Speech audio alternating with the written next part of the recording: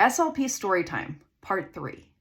Claudia Davisson worked in almost every SLP setting and was never interested in private practice. But she decided to start seeing private clients on the side at age 53 in order to supplement her retirement savings. Pretty quickly, she was able to earn enough money to actually retire early. Today, she's making 3 times her school SLP salary by seeing clients herself and by having contractors see clients on her behalf.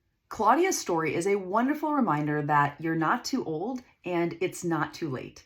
Or as Claudia says, old dogs can learn new tricks. You might remember from part 2 of this series that Jessie Ginsburg started her private practice immediately after her CF. These 2 women are proof that it's never too early or too late to start your private practice. Claudia now serves as a mentor for our students inside of the Start Your Private Practice program, where she's helping other people get set up and started in their private practices. Want to learn about the program? Head on over to startyourprivatepractice.com to learn more.